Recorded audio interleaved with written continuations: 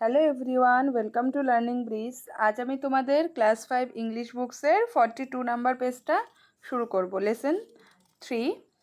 এর আগের অ্যাক্টিভিটিগুলো, আগের পেজগুলো আমি করিয়ে দিয়েছি। আজ অ্যাক্টিভিটি 11 থেকে শুরু করব। তো আমি ভিডিও প্লেলিস্ট করা আছে, প্লেলিস্টের লিঙ্ক আমি ডেসক্রিপশানে দিয়ে দেবো। তো তোমরা যারা যারা দেখোনি আগের ভিডিওগুলো দেখে নিও। আর যারা নতুন দেখছো প্লিজ চ্যানেলটাকে সাবস্ক্রাইব করে দিও। প্রথমে দেখো activity 11, let's fill in the blanks with personal pronouns and possessive pronouns. এর আগের যে ভিডিও আমি দিয়েছি ওই ভিডিওতে আমি ডিটেলসে পার্সোনাল প্রোনাউন্স এবং পসেসিভ প্রোনাউন্স ডিটেলস আলোচনা করে দিয়েছি, ভালোভাবে তোমাদের বুঝিয়ে দিয়েছি। তোমরা ওই ভিডিওটা দেখে নিও।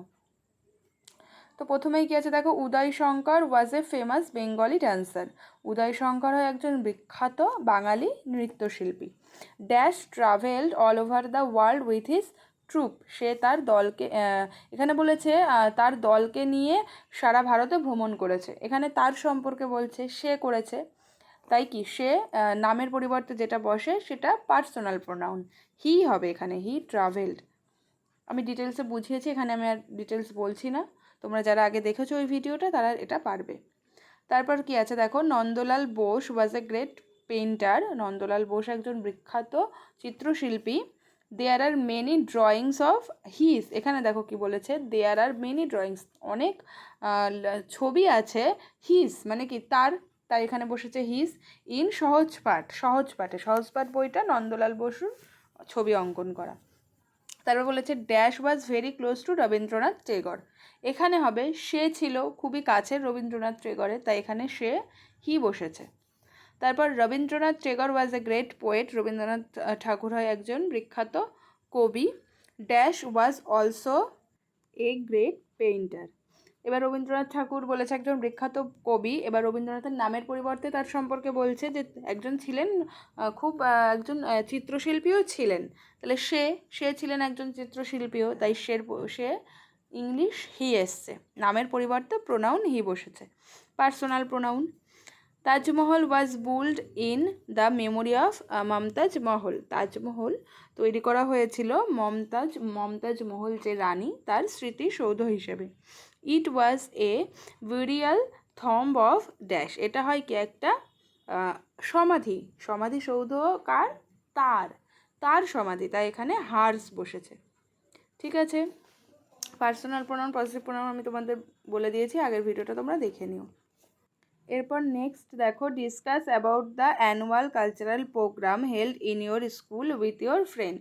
তোমার বন্ধুদের মধ্যে আলোচনা করতে হবে তোমাদের কোনো একটা অ্যানুয়াল প্রোগ্রাম কালচারাল, এটা সম্পর্কেও আমার কোনো ভিডিওতে আছে, তোমরা দেখে নিও। এরপর দেখো কি আছে, লেটস রিসাইট। নিচে একটা কবিতা দেওয়া আছে, সেই কবিতাটা পড়ি। পাশে একটা ছবিও আছে, দেখো কি বলেছে, there was an old man on the border. বলছে কি একটা বৃদ্ধ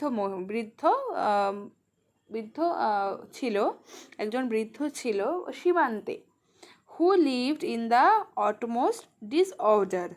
অর্থাৎ যে বাস করতো, যে ছিল কিনা খুবই চরম তোমার ডিসঅর্ডার মানে কি ব্যাধিগ্রস্ত, মানে তার মাথা ঠিক ছিল না, এইভাবে সে বাস করতো।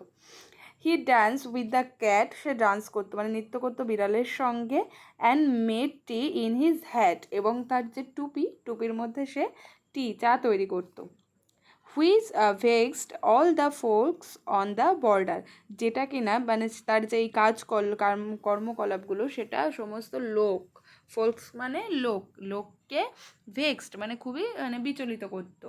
ঠিক আছে, পছন্দ করতো না লোকজন, তার এই বর্ডারের ধারে যে লোকজন সীমান্তে ছিল তারা তার এই কাজটি দ্বারা খুবই বিরক্ত হতো।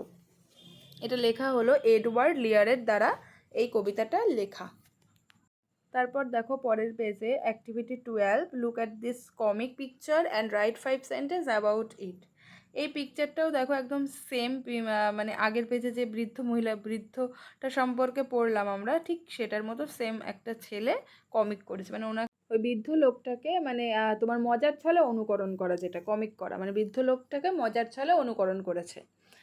তো লিখেছি দেখো 5 সেন্টেন্স। এখানে কি আছে, there is a boy who is standing on one leg.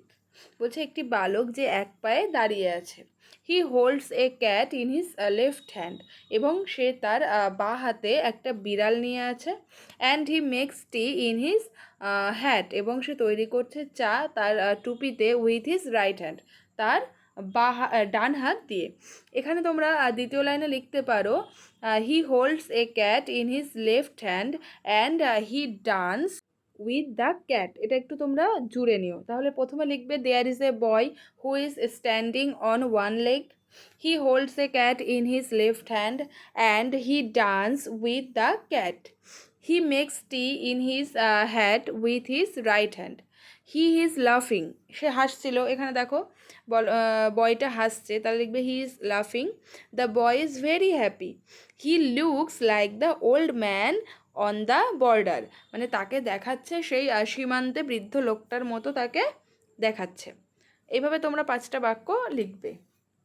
এরপর দেখি চলো, এরপরও একটা কবিতা আছে, এটাও এডওয়ার্ড লিয়ারের লেখা। Let's recite. এডওয়ার্ড লিয়ারের কবিতাগুলো দেখো, খুবই মজার। There is an old man with a bread, একটা বৃদ্ধ লোক ছিল যার ছিল অনেক দাড়ি। হু সেইড, সে বলেছিল it is just as I feared, বলছে আমি এটাকেই ভয় পাচ্ছিলাম। টু আউলস অ্যান্ড এ হেন, দুটি মুরগি এবং দুটি পেঁচা এবং একটি মুরগি। Four larks and a wren, মানে 4টে লার্কস একটা পাখি, অ্যান্ড এ রেন এটাও এক ধরনের পাখি। হ্যাভ অল, প্রত্যেকে, built their nest in my bread, প্রত্যেকে তৈরি করেছে তাদের বাসা আমার এই ব্রেডে, মানে তার দাড়িতে প্রত্যেকে বাসা তৈরি করেছে। ঠিক আছে, খুব মজার একটা কবিতা। তাহলে এই অবধি থাকছে তোমাদের ক্লাসটা। এরপর আছে লেসন 4। লেসন 4টা আমি খুব শিগগিরই ভিডিও তোমাদের শুরু করে দেব। তো ভিডিওটা ভালো লাগলে লাইক করে দিও, আর কমেন্ট করো কেমন ভিডিও চাও সেটা আমাকে জানিও, আর তোমার বন্ধুদের মধ্যেও ভিডিওটাকে শেয়ার করে দিও। দেখা হবে পরবর্তী ভিডিওতে।